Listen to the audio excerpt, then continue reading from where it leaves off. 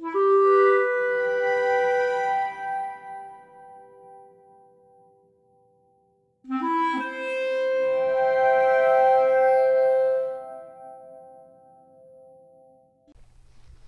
St. Mark family. It's Barbara Austin and Father Fabiano. Hi, everyone.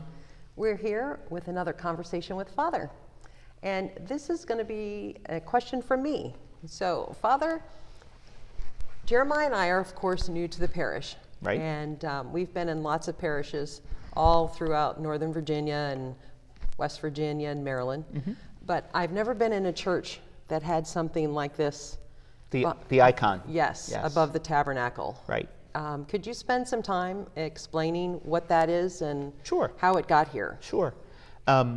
So St. Mark Parish dates to the end of the 19th century, but the building that we're in now, the church building now, was built 30 years ago. Mm-hmm. And in 2013, the sanctuary was renovated by my predecessor, Father Jerry, mm-hmm. and he wanted, along with the parish, to create a focal point for the sanctuary where the tabernacle was in the center, mm-hmm. and then using the cross that the parish already had to place that above the tabernacle and then create a scene around the crucifix. Well, it's very powerful because you're constantly at the Passion.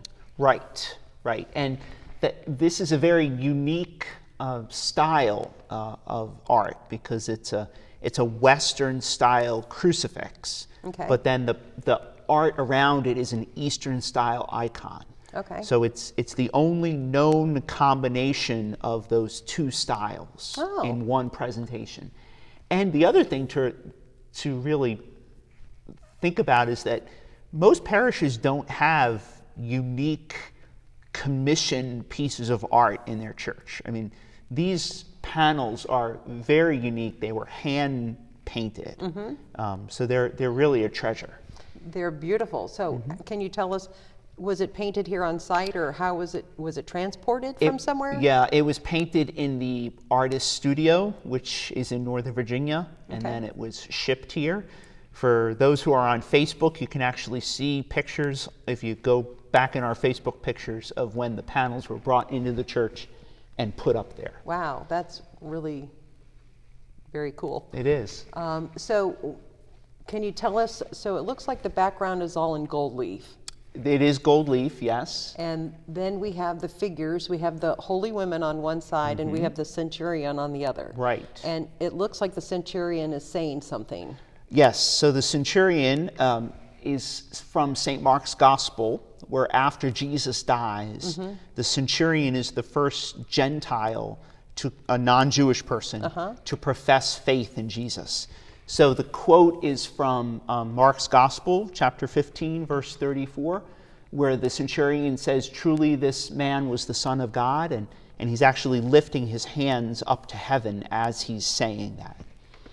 That's really very interesting. There's also flowers. It appears over here in the lower corner of where he's standing. Yes. So maybe, I don't know if folks have noticed those flowers there in that lower corner. That's actually the Jerusalem sage, which grows up out of cracks in the ground. So it's meant to symbolize the resurrection, that even amidst this death, there's something growing up out of the cracks in the ground. There's something new coming up. Right. And so can you discuss what the color of there, it looks like that's the wall of Jerusalem behind the cross. Right. So the scriptures say that Golgotha, the hill on which Jesus was crucified, was outside the city. So the artist is depicting Jerusalem in the background as you're looking out past the cross. And of course, there's lots of symbolism in there. I bet. About Jerusalem, because in the book of Revelation, there is a new Jerusalem. Right. So you're seeing the old Jerusalem through the cross of Christ, which is the vehicle which will bring the new Jerusalem into existence. Right. And even the visual is sort of, it kind of looks like it's foggy in the background. Right. But it's actually meant to be a white light, where the light is kind of growing over the city. That's very interesting. And can you explain what our Blessed Mother is doing? her arms are in a particular position. Can you, Yeah. do you know what that is? The artist, the way she depicted Mary, I think is very beautiful.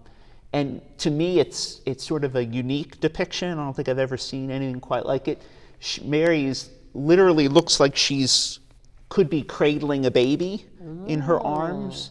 So the artist was trying to make the connection with the nativity, that as Mary would have cradled the baby Jesus, she's there standing by his cross, to make that connection. Very beautiful. At the motherly connection Right, as well. right. Because she's our mother, Right. always holding her children. And then that connects to the other figure on the other side of the cross, who is St. John. Right. And in John's gospel, Jesus from the cross gives Mary to John and John to Mary, symbolizing that Jesus gives us Mary as our mother. So there's that maternal kind of triangle going on there. There's something different about what is happening around the two saints' heads. It looks like there's an impression of something. Well, the two saints have a halo, Right. which is a traditional iconography of depicting holiness. Okay. So they have the halo around their head, and if you get very close to it, you can see that there's designs depicted in their halos.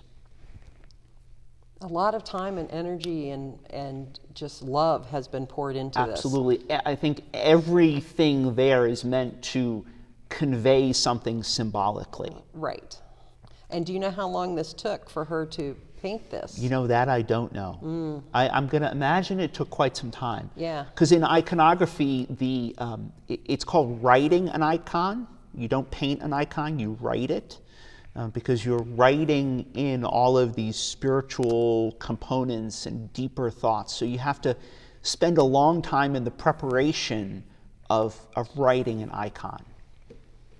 It's just magnificent. And then you have the holy women on the other side, Mary of Magdala, Mary, the sister of the Blessed Mother, and Salome, who are following this and weeping, over the Lord's death. The women and St. John were the only ones who stayed with him. Right. Everybody else has fled. In many of the Gospels in the resurrection, these are the women who meet him. Yes, they Who are the tell first to the come. disciples that Jesus is risen, right? So beautiful. It is. It is.